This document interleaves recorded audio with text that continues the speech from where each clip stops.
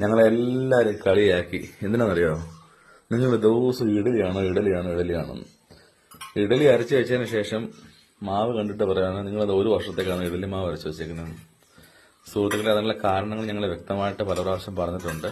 ഞങ്ങൾ ഇഡലി മാത്രമല്ല, അപ്പവും പുട്ടും പൊറോട്ടയും എല്ലാം ഉണ്ടാക്കി കഴിക്കാറുണ്ട്. അപ്പൊ ഇത് ഒരു തമിഴ്നാട് സ്റ്റൈലുള്ള ആപ്പമാണ്. നമ്മളിവിടുത്തെ വെള്ളയപ്പം, പിന്നെ കള്ളപ്പം എന്നൊക്കെ പറഞ്ഞ ഇത് ആപ്പം എന്നാണ് അവിടെ പറയാറുള്ളത്. നെറ്റിൽ നിങ്ങൾ അടിച്ചു നോക്കിയത് മനസ്സിലാവും. ഇതിന് പ്രത്യേകത എന്താണെന്ന് വെച്ച് കഴിഞ്ഞാല് ഇതിന്റെ ഈ ഒരു ചട്ടി തന്നെയാണ് പ്രത്യേകത.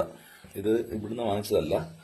കാരണം നമ്മളിവിടെ നോൺ സ്റ്റിക്ക് പോലുള്ള വളരെ മൃദുവായിട്ടുള്ള സാധനമല്ല ഉപയോഗിക്കണേ. ഈ ഒരു കട്ടി പണ്ട് കാലത്ത് നമ്മുടെ നാട്ടിലുണ്ടായിരുന്നു. ഇതാണ് ഇതിന്റെ സ്പെഷ്യാലിറ്റി. ഈ ചട്ടി തന്നെയാണ്. ഈ മാവിന്റെ ഒരു മിക്സിംഗ് ഒന്ന് പറയാവോ? പച്ചരി കുറച്ചൊരു പിടി ഉഴുന്ന്, ഉളുവ 2 സ്പൂണ്, തേങ്ങ, പിന്നെ ചോറ്, പഴയ ചോറ്. പഴയ ചോറിൽ അന്നറച്ച ചോറ്, അന്ന് വേവിക്കുന്ന അന്നത്തെ ചോറ്. പച്ചരിയും ഉഴുന്നും ഉലുവയും കുതിർത്ത് വെക്കും. എന്നിട്ട് വൈകുന്നേരം അരച്ച് വെച്ചിട്ട് പിറ്റേ ദിവസം രാവിലെ അപ്പം ഉണ്ടാക്കാം. അത്രേ ഉള്ളൂ. അതിനകത്ത് ഉപ്പും ഈസ്റ്റും ചേർത്തിട്ടുണ്ട്. അപ്പൊ നമ്മൾ എക്സ്ട്രാ ഒരു പഴഞ്ചോറൂടെ ചേർക്കുന്നുണ്ട്. അരയ്ക്കുന്ന സമയത്തല്ല, അത് എന്താ ഇച്ചിരി മൃദുവാവാൻ വേണ്ടി അല്ലയോ? ഇതിലെണ്ണ തോന്നണോ ഇനി? ചെറുതായിട്ട് വെച്ചിട്ടുണ്ട്. അപ്പൊ നോൺ സ്റ്റിക്ക് അല്ലല്ലോ. പക്ഷെ ഇതിലങ്ങനെ അടി പിടിക്കത്തില്ല അല്ലേ? ഇത് പക്ഷെ ഇതിനു വേണ്ടി മാത്രം നമ്മൾ എപ്പോഴും ഉപയോഗിക്കുവാണെങ്കിൽ നല്ല അടിപൊളി, സൈഡ് ഫുള്ള് ചുമന്ന് മുരിഞ്ഞ്, അത് ഇത്രയും വലുതല്ലേ, നമ്മുടെ സാധാരണ ഒഴിക്കുന്ന ഇത്രയല്ലേ ഉള്ളൂ. ഞങ്ങൾ എടുക്കാം.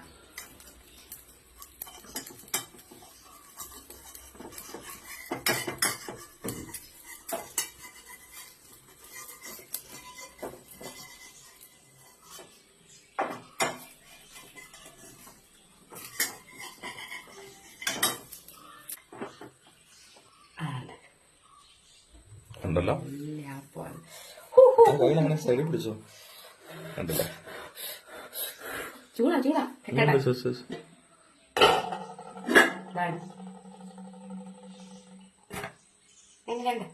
അടിപൊളി. ഇതിന് ഒരു ചമ്മന്തിയും കൂടെ ഉണ്ട്. അതിനുള്ള ചമ്മന്തി സാധനങ്ങൾ റെഡിയാക്കി വെച്ചൊക്കെയാണ്. പൊട്ടുകടല ചമ്മന്തി അല്ലേ? പൊട്ടുകടല, തേങ്ങ, പച്ചമുളക്, ഉപ്പ്, 2-3 വെളുത്തുള്ളി, 1 കഷ്ണം ഇഞ്ചി. ഓക്കെ.